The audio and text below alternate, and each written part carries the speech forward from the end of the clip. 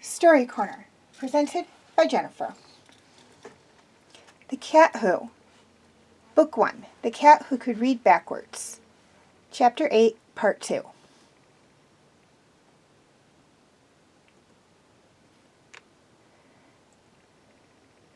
Okay, if you have not yet seen the first few videos for The Cat Who Could Read Backwards, I suggest you go view those now, as this is a continuation of that story.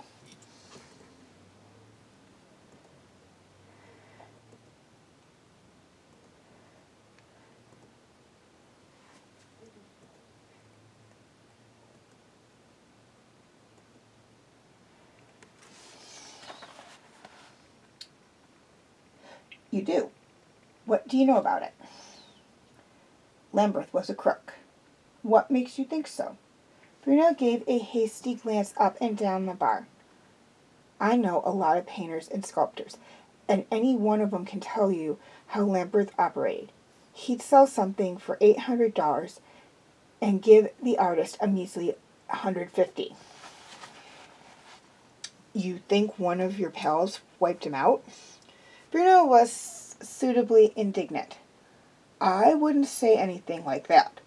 I just thought you'd like to know what kind of guy he was. Well, thanks. And his wife isn't much better. What do you mean by that? The bartender picked up a towel and wiped the bar with it where it didn't need wiping. Everybody knows she's been playing around. You gotta hand it to her, though. She tiddly-winked winks where it will do the most good. Like where? Like upstairs over where you live. I understand it's quite a cozy apartment up there. Bruno stopped wiping the bar and gave Qwuilleran a significant look. She goes up there and paints the cat. Qwuilleran shrugged to a no comment and started to leave. Bruno called him back. Something else, too. Mr. Qwuilleran, he said, I heard about some funny business at the museum. There's a valuable art object missing, and they're hushing it up. Why would they hush it up? Who knows? A lot of funny things go on at that place. What's missing? A dagger. From the Florence room. This friend of mine, he's a guard at the museum. He discovered the dagger was missing and reported it, but nobody wanted to do anything about it. I thought it might be a scoop for you. Thanks, I'll look into it, said Qwuilleran. Some of his best tips had come from press club bartenders. Also some of the worst. On the way out of the building, he stopped in the lobby where the ladies of the press were running a benefit sale of second-hand books. For a $50, he picked up a copy of Keeping Your Pet Happy. He also bought a study of crests and troughs in American business from 1800 to 1850 for a dime. Back at the office, he telephoned the Lambeth home. Butchie answered and said no, Zoe couldn't come to the phone. Yes, she had managed to get some sleep. No, there was nothing Qwuilleran could do.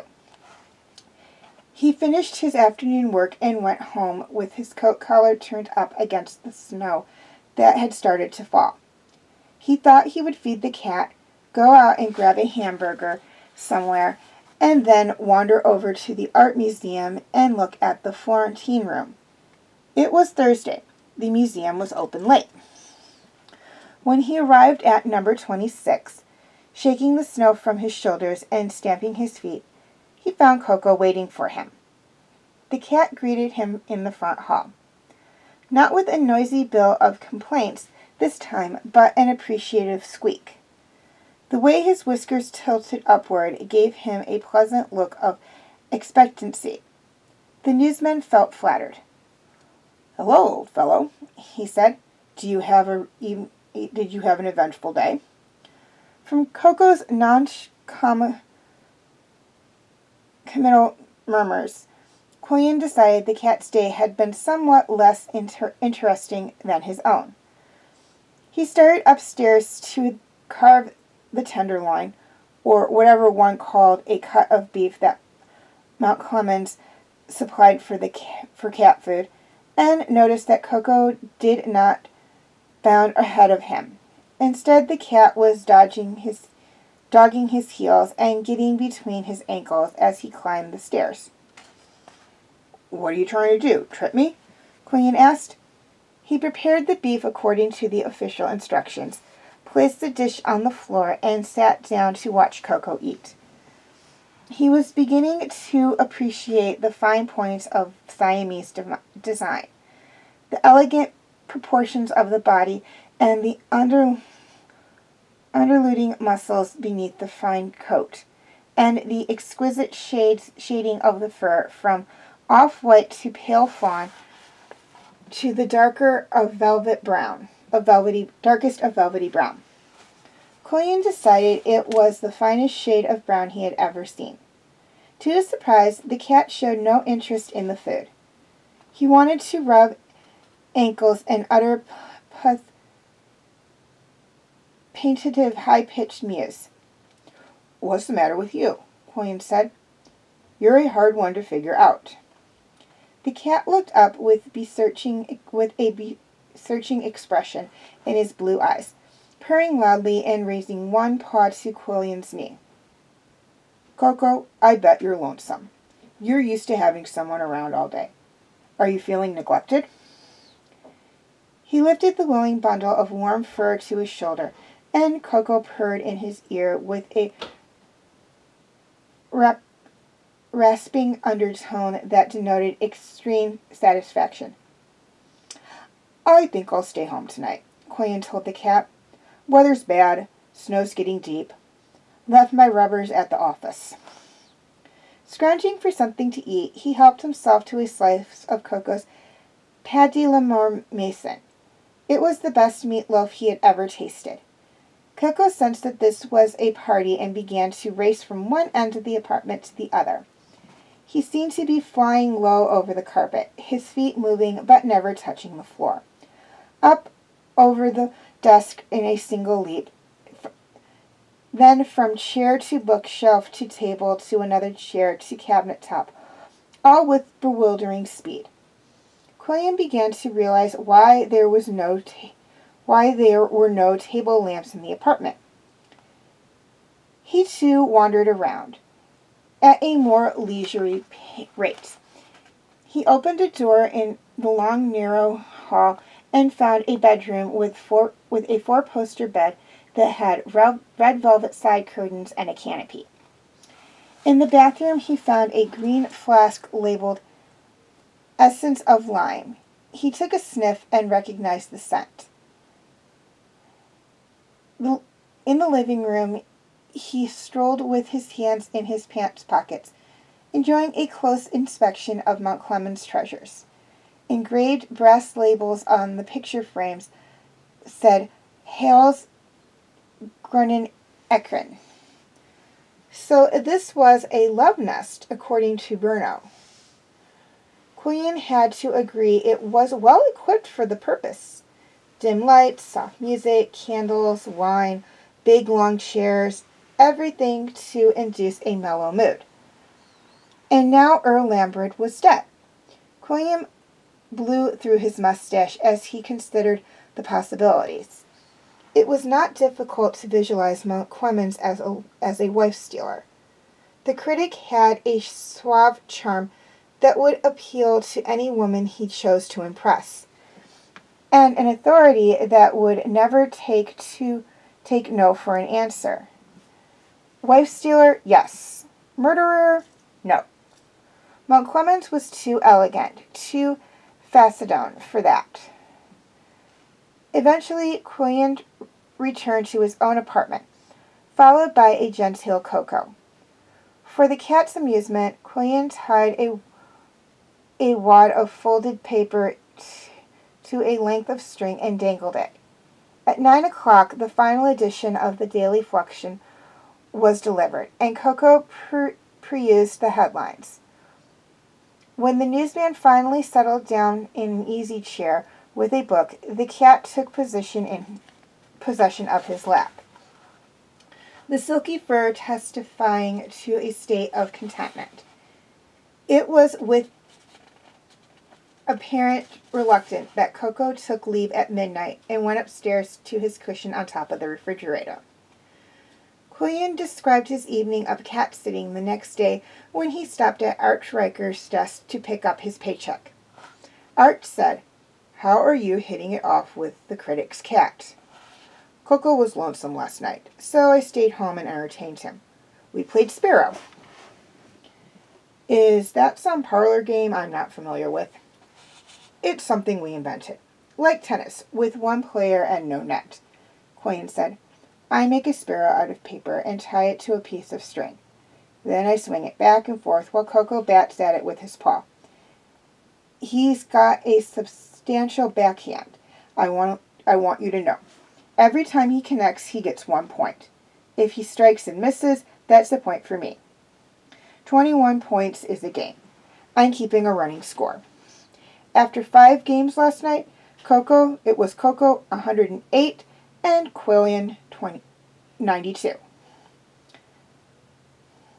"I'm betting on the cat all the way," said Arch. He reached for a sheet of pink paper. "I know that cat consumes a lot of your time, attention, and physical strength, but I wish you'd give me some attention on that Halpay profile. Another pink memo came up this morning. I'll be all set as soon as I have one more meeting with Mrs. Halpay," Qwuilleran said. Returning to his desk, he called Sandy and suggested lunch the following Wednesday. "Let's make it for dinner," she suggested. "Cal's in Denmark, and I'm all alone. I'd love to go to dinner where there's a dance band. You're such a wonderful dancer." She laughed. Her laughter left the sincerity of her compliment in doubt. "Being nice to people," said the slogan on his telephone, and he replied, "Sandy, I'd enjoy that very much, but not next week. I'll be working nights." The telephone said nothing about lying to people. "Let's just have lunch on Wednesday and discuss your husband's charities and civil activities. They've given me a firm deadline on this profile." "All right," she said. "I'll pick you up and we'll drive out somewhere. We'll have scads to talk about. I want to hear all about the Lambert murder." "I'm afraid I don't know much about it." "Why, I think it's all perfectly obvious." "What's obvious?" "That it's a family affair." Waited pause.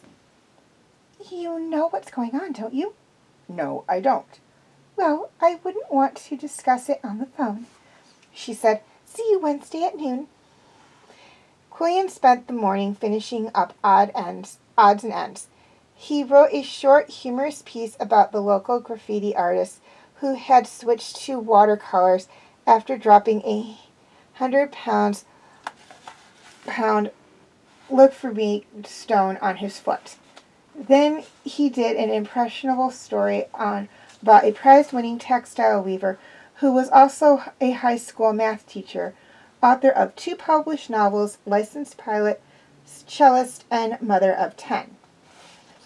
Next, he considered the talented poodle who paw-painted pictures. Alexa, off!